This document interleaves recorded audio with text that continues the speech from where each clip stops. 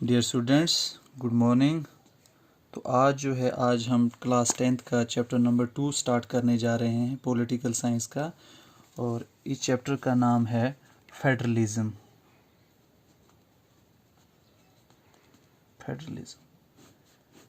Federalism होता क्या है? ये काफ़ी आसान क्वेश्चन है। आपको पता है फेडरलिज्म का मतलब होता है जब पावर्स जो हैं वो डिस्ट्रीब्यूट हों बिटवीन सेंटर एंड स्टेट, उस टाइप की गवर्नमेंट को हम फेडरलिज्म कहते हैं। जब हम अपने इंडियन कॉन्स्टिट्यूशन की बात करते हैं तो हमारे इंडियन कॉन्स्टिट्यूशन में कुछ ऐसे प्रोविजंस हैं कि वो ये शो करते हैं कि इंडिया जो है that is a federal country. लेकिन कुछ फीचर्स ऐसे हैं जो ये शो करते हैं कि हमारे इंडिया जो एक यूनिटरी कंट्री है। लेकिन इंडियन कॉन्स्टिट्यूशन जो है वो blend of both unitary and federal features. तो अब फेडरल बोर्ड का मतलब होता है ऐसी गवर्नमेंट, इसकी डेफिनेशन है ऐसी government, A system of government in which the powers is divided between a central authority and various constituent units of the country. तो मैंने आपको ऑलरेडी कहा कि फेडरल फॉर्म जो है, फेडरल सिस्टम ऑफ गवर्नमेंट, हम उस सिस्टम ऑफ गवर्नमेंट को कहते हैं जिसमें पावर जो है, पावर्स की क्लियर डिमार्केशन होती है किस किस के दरमियान, सेंट्रल गवर्नमेंट के दरमियान और उसके यूनिट्स के दरमियान। ठीक है, अब हम इसके फीचर, हमने पहले चैप्टर में पावर शेयरिंग में ऑलरेडी पढ़ा कि पावर शेयरिंग में हमने ये पढ़ा कि वहाँ बेल्जियम और श्रीलंका के बारे में पढ़ा। बेल्जियम में ये था कि उन्होंने जो है पावर्स को डिस्ट्रीब्यूट किया हुआ था। लेकिन जब हम श्रीलंका की एग्जांपल पढ़ते हैं, वहाँ पावर जो थी वो कंसंट्रेटेड थे in the hands of centre. तो अब हमें फेडरल का मतलब चलो, यूनिटरी गवर्नमेंट में क्या होता है। ऑन द अदर हैंड जब हम यूनिटरी गवर्नमेंट की बात करते हैं तो यूनिटरी गवर्नमेंट में जो पावर्स होती हैं वो सेंटर के पास रहती हैं। तो उसमें जो है, उस केस में सेंट्रल गवर्नमेंट जो है वो पावरफुल रहता है और स्टेट गवर्नमेंट जो है उसके पास पावर्स नहीं रहती है। लेकिन फेडरलिज्म में ऐसा नहीं होता है। फेडरलिज्म में क्लियर डिमार्केशंस होती है पावर्स की बिटवीन सेंटर एंड स्टेट। अब इसको हम ज़्यादा समझेंगे, इसके फीचर्स जो हैं, फीचर्स जो हैं, पहला फीचर ये है कि यहाँ जो है अलग अलग लेवल पे अलग अलग गवर्नमेंट होती है। There are two or more tier of governments. जैसे एक सेंट्रल लेवल पे जो होती है, एक सेंट्रल लेवल पे होती है, कंट्री लेवल पे होती है, और दूसरी जो है वो किस पे होती है, स्टेट लेवल पे होती है। और जो कंट्री लेवल पे गवर्नमेंट होती है वो पूरे कंट्री को कंट्रोल करती है। ऑन द अदर हैंड जो स्टेट लेवल पे होती है वो पर्टिकुलर एक रीजन को मतलब कंट्रोल करती है। ठीक है, लेकिन हम इसका दूसरा फीचर ये है कि इनमें जो है ये जो दोनों ये हैं सेंटर और स्टेट की, जब हम बात करते हैं ये दोनों लेवल्स ऑफ गवर्नमेंट जो है ये सेम लोगों पे हुकूमत करती है, लेकिन जो इनका एरिया ऑफ कंट्रोल जो है वो डिफरेंट है। मतलब each level of government has its own jurisdiction और एरिया ऑफ कंट्रोल। मतलब इसमें ये होता है कि सेंटर जो है, सेंटर का पूरे मुल्क पे कंट्रोल होता है, स्टेट का पर्टिकुलर। मतलब ये जो है दोनों लेवल्स ऑफ गवर्नमेंट जो हैं ये सेम लोगों पे इनका कंट्रोल रहता है, लेकिन एरिया ऑफ जुरिडिक्शन जो है दैट वो अलग अलग है। स्टेट जो है वो एक पर्टिकुलर रीजन को कंट्रोल करता है, on the other hand central जो है वो पूरे कंट्री को कंट्रोल करता है। अब जैसे हमें कैसे पता चलेगा कि स्टेट जो है, स्टेट की पावर्स क्या हैं और सेंटर की पावर्स क्या हैं? तो वो जो है वो क्लियरली मेंशन है कॉन्स्टिट्यूशन में। जैसे इंडियन कॉन्स्टिट्यूशन है वहाँ क्लियरली लिखा हुआ है कि सेंटर की पावर्स क्या हैं और स्टेट की पावर्स क्या हैं। जैसे पुलिस जो है वो स्टेट के अंडर आती है। On the other hand army की जब हम बात करते हैं तो वो सेंटर के अंडर आता है। तो वो उनकी जो है क्लियरली जो डिमार्केशन है पावर्स की वो किस में दी है हुई है, वो कॉन्स्टिट्यूशन में दी हुई है। तो तीसरा फीचर है हमारा jurisdiction of each level whether वो सेंटर है या state, each level are specified in the constitution. तो आयन में जो है कॉन्स्टिट्यूशन में क्लियरली पावर जो है मेंशन की गई है कि सेंटर पे किसका कंट्रोल है और स्टेट पे किसका कंट्रोल होता है, लेकिन वो कहाँ, जहाँ फेडरल फॉर्म ऑफ गवर्नमेंट जो है वो एग्जिस्ट करती है। और चौथा ये है, अगर हमने कोई किसी भी फंडामेंटल लॉज में अगर हमने चेंज लानी है तो हमने कोई भी लेवल ऑफ गवर्नमेंट जो है उसको चेंज, पर्टिकुलर एक लेवल ऑफ गवर्नमेंट उसको चेंज नहीं कर सकता। उसमें बोथ जो है, चाहे वो सेंट्रल गवर्नमेंट है, स्टेट गवर्नमेंट है, लोकल गवर्नमेंट है, जब तक सबकी हाँ ना हो तब तक हम उसमें कोई चेंज नहीं ला सकते। इसका मतलब है जो फंडामेंटल प्रोविजंस हैं, फंडामेंटल प्रोविजंस आर लॉज जो हैं of the constitution cannot be changed by any level of government,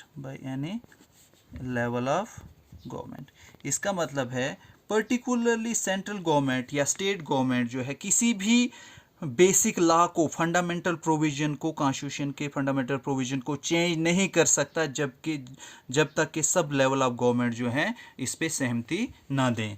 अगर इनमें डिस्प्यूट हो जाए, क्योंकि पावर्स जो होती है उनकी शेयरिंग होती है, अगर किसी पावर पे अगर डिस्प्यूट हो जाए तो उस डिस्प्यूट को जो है वो कौन देखता है, उसके लिए सुप्रीम कोर्ट है, क्योंकि सुप्रीम कोर्ट जो है that is the guardian and the final interpreter of the constitution. तो अगर इनके दरमियान कभी भी कोई क्लैश हो जाता है तो उस पर्टिकुलर सिचुएशन में जो है कोर्ट जो है वो डिसाइड करता है कि कौन सी पावर किसके पास है, क्योंकि उस टाइम फाइनल डिसीजन जो है वो कोर्ट लेता है।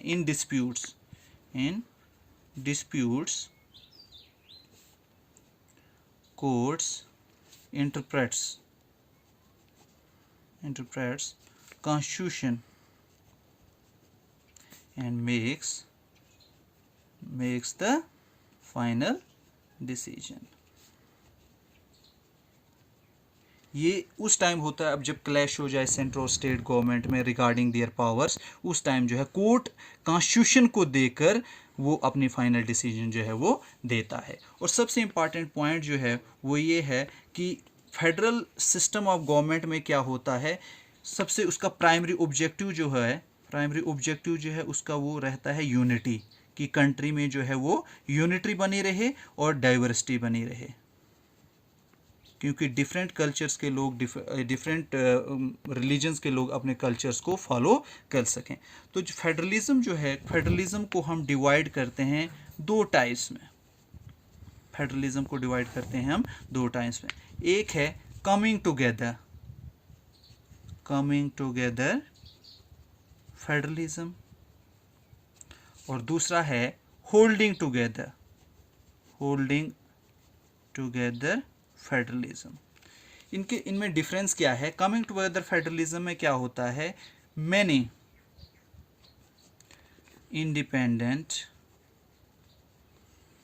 States come together to form a bigger unit। इसमें क्या होता है, मैनी इंडिपेंडेंट स्टेट, काफ़ी ज़्यादा स्टेट जो हैं वो एकजुट होकर एक बड़ी कंट्री को बनाती हैं। लेकिन होल्डिंग टुगेदर में क्या होता है, a large country decides to divide powers between state and central government।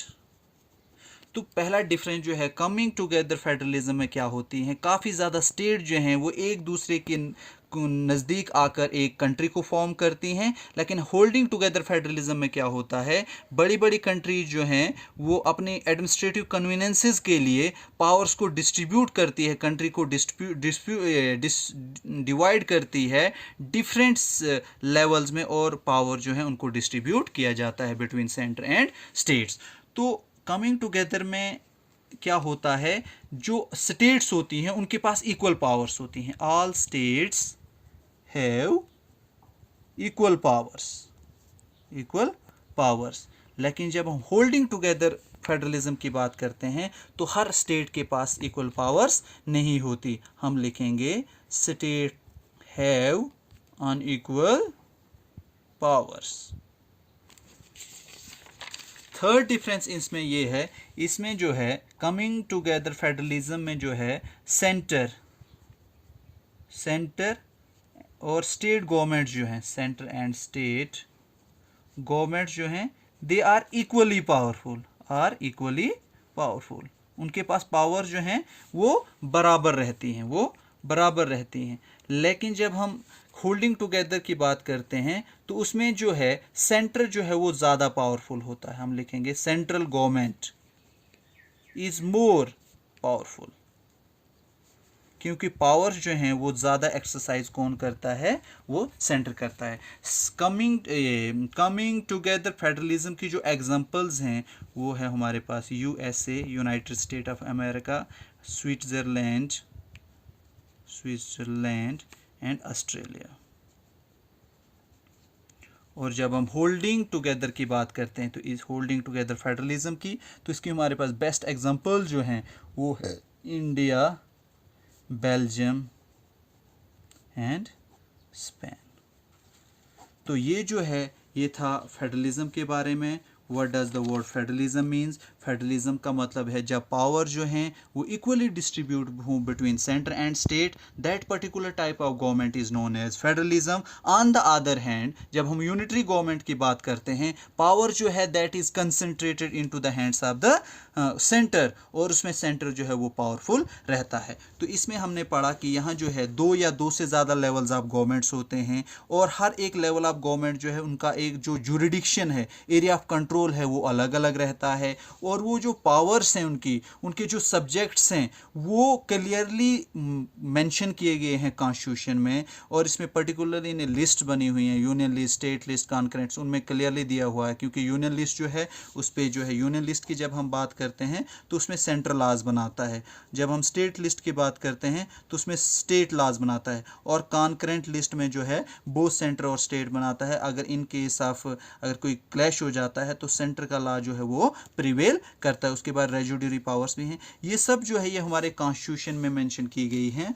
तो हमारा इंडियन कॉन्स्टिट्यूशन जो है ये ब्लेंड है, both rigidity and federalism and unity. कुछ फीचर्स ऐसे हैं जो ये शो करते हैं कि इंडियन कॉन्स्टिट्यूशन जो है that is a federal, while on the other hand there are certain features जो ये शो करते हैं कि इंडियन कॉन्स्टिट्यूशन जो है वो यूनिटरी है। और इसके बाद हमने पढ़ा कि अगर हमने कोई भी चेंज लानी है कॉन्स्टिट्यूशन में, तो कोई पर्टिकुलर एक लेवल फेडरल गवर्नमेंट में अगर हमने चेंज लानी है किसी भी कॉन्स्टिट्यूशन के लॉ में, बेसिक लॉ में, तो उसको एक लेवल ऑफ गवर्नमेंट जो है वो चेंज नहीं कर सकता, उसमें सब एक गवर्नमेंट की कंसेंट होना ज़रूरी है।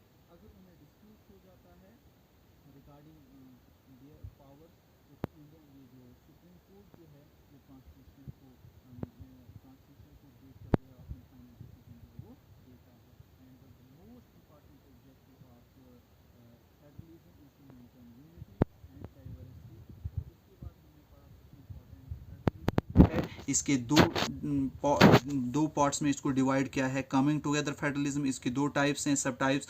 Holding together federalism, coming together federalism का मतलब है जब इंडिपेंडेंट स्टेट जो हैं वो इकट्ठा होती हैं और एक बड़ी कंट्री बनती है और वो रूल करती हैं। और coming to holding together federalism में क्या है, एक बड़ी कंट्री जो है वो डिवाइड करती है अपने कंट्री को डिफरेंट स्टेट्स में, और पावर जो है पावर्स को भी डिस्ट्रीब्यूट करती है। कमिंग टुगेदर फेडरलिज्म में पावर जो हैं वो इक्वल, हर स्टेट की जो पावर्स हैं वो इक्वल रहती हैं। लेकिन होल्डिंग टुगेदर में ऐसा नहीं है, स्टेट्स है unequal power.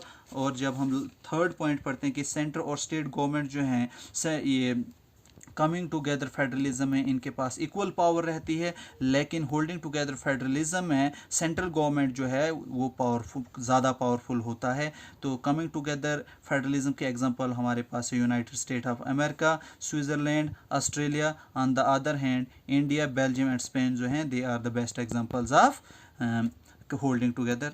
This was all about today's topic. Thank you.